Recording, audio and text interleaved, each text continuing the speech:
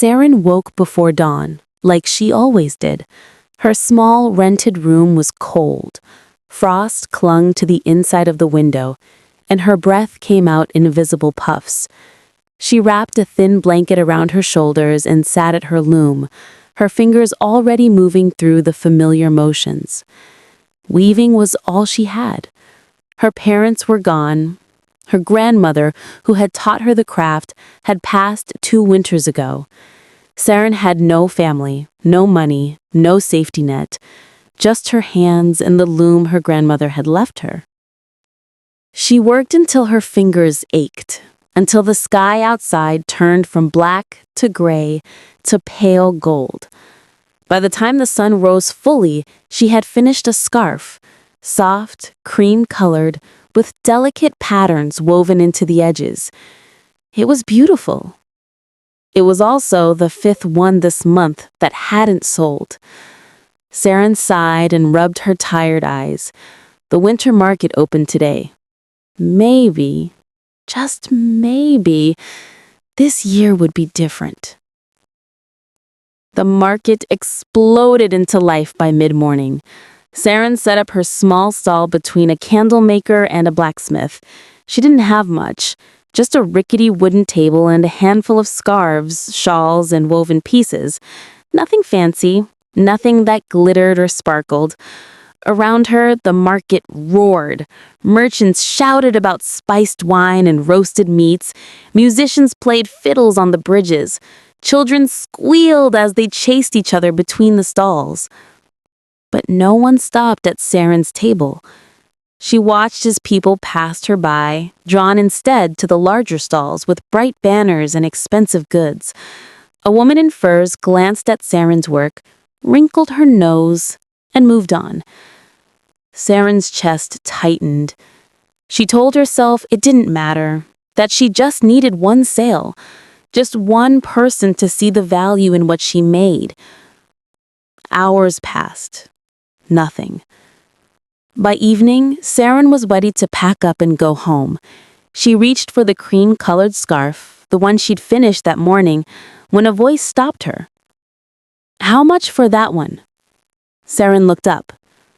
A man stood before her stall, tall, broad-shouldered, with dark, messy hair and sharp green eyes. He wore a plain wool coat and traveler's boots, nothing fancy but well-made. There was something about the way he carried himself, confident, steady. "This one?" Seren asked, holding up the scarf. "Yes," the man said. "It's beautiful." Seren blinked. No one had called her work beautiful in a long time. "2 silver," she said quietly. The man didn't haggle. He pulled out a small pouch and handed her 3 silver coins. "Wait, this is too much." "Keep it," the man said, already turning to leave. "You deserve it." And just like that, he disappeared into the crowd. Seren stared after him, her heart beating strangely fast. The next evening, the man came back. Seren was closing up her stall when she heard his voice behind her. "Excuse me, do you give lessons?"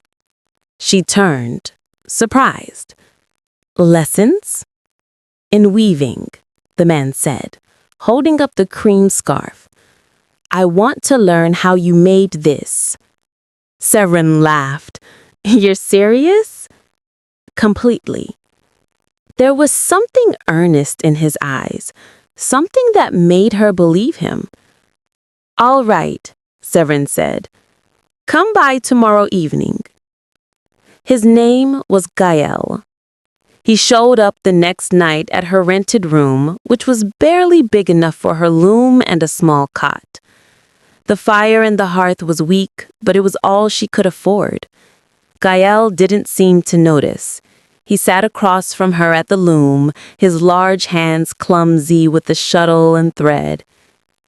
"Weaving isn't about force," Seren said, trying not to smile as he tangled the yarn for the 3rd time.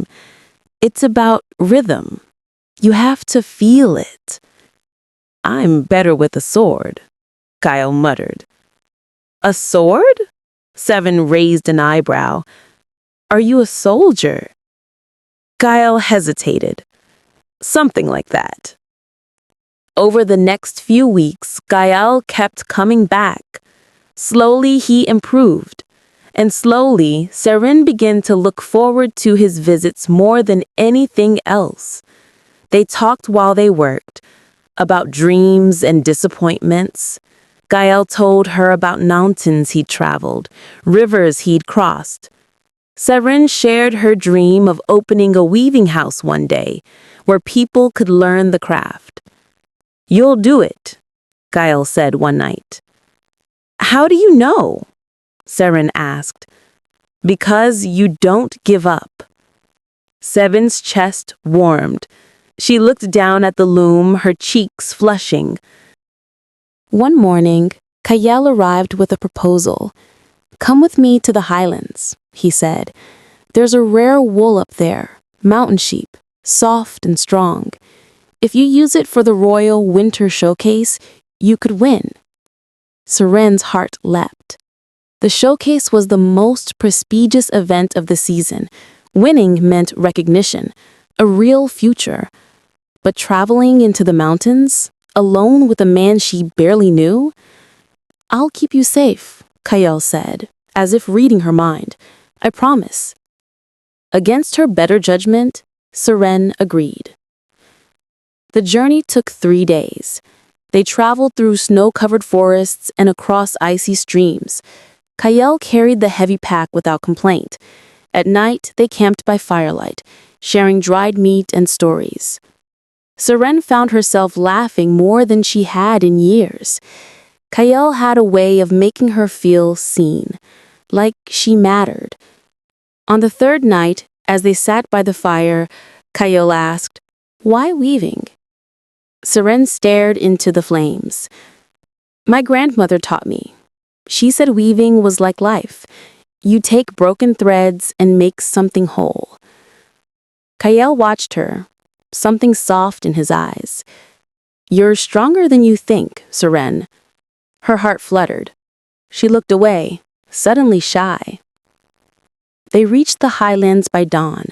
The sheep grazed on the hillside, their wool shimmering in the cold morning light. Seren knelt beside one, running her fingers through the fleece. It's perfect, she whispered. Kael smiled. Then let's gather it. They worked until the sun was high. On the way back down, Seren slipped on a patch of ice. Kael caught her before she fell, his arm strong around her waist. They stood there for a moment, close enough to feel each other's warmth. Thank you, Seren whispered. Kael's gaze lingered on her face. For a heartbeat, Seren thought he might kiss her. But then he stepped back, clearing his throat. We should keep moving. Seren nodded, her heart pounding. Back in the city, Seren threw herself into her work. She wove day and night, creating a tapestry with the mountain wool, a depiction of the winter market under falling snow. It was the best thing she'd ever made. Kael came by every evening, encouraging her. But there was something different about him now. A distance, like he was holding something back. Are you all right? Seren asked one night. I'm fine, Kael said, but he didn't meet her eyes. Seren wanted to press, but she didn't. She told herself she was imagining things. 2 days before the showcase, a royal messenger arrived at Seren's door. He handed her a sealed letter with a royal crest stamped in gold wax. Seren's hands trembled as she opened it. You are cordially invited to present your work at the Royal Winter Showcase. The prince himself has requested your attendance. Seren's heart soared. This was it, her chance. But when she told Kael that evening, his face went pale. Kael? Seren asked. What's wrong? Nothing, he said quickly. I have to go. I'm sorry. And he left. Seren stood alone in her tiny room, confusion and hurt twisting in her chest. The grand hall was breathtaking. Chandeliers made of ice and iron hung from the vaulted ceiling. Nobles in furs and silks filled the room, their laughter echoing off the marble walls. Seren felt small in her plain dress, but she held her head high as she carried her tapestry inside. And then she saw him, Kael. But he wasn't dressed like a traveler. He wore royal blue velvet embroidered with gold. A crown set on his head, guards flanked him. Prince Kael. Seren's heart stopped. He'd lied to her. Before she could process it, a woman appeared at Kael's side. Tall, elegant, draped in silk the color of winter roses. She looped her arm through his and smiled, a smile sharp as a blade. "So this is the little weaver," the woman said loudly, her voice carrying. "How quaint." The nobles turned to stare. Whispers spread like wildfire. Seren's face burned. She looked at Kael, desperate for him to say something. But he stood frozen, his jaw tight, his eyes filled with something that looked like regret. The woman, Lady Mirabel, someone whispered, leaned closer to Kael. "Darling, you can't seriously have feelings for her." Seren's vision blurred. She turned and ran, her tapestry forgotten, tears streaming down her face. Seren didn't stop running until she reached the edge of the market, where the lanterns flickered and the music faded. She collapsed onto a wooden bench, sobbing into her hands. "Seren!" She looked up. Kael stood before her, still in his royal coat, his crown gone. "Don't!" Seren choked out. "Don't say anything." "I have to," Kael said with his voice breaking. "I'm sorry. I should have told you who I was, but I was afraid." "Afraid of what?" Seren shouted, standing. "That I'd treat you differently? That I'd want something from you? I didn't even know you had anything to give." "I know," Kael said quietly. "And that's why I fell for you. Because you saw me. Not the crown, not the title, just me." Seren's breath hitched.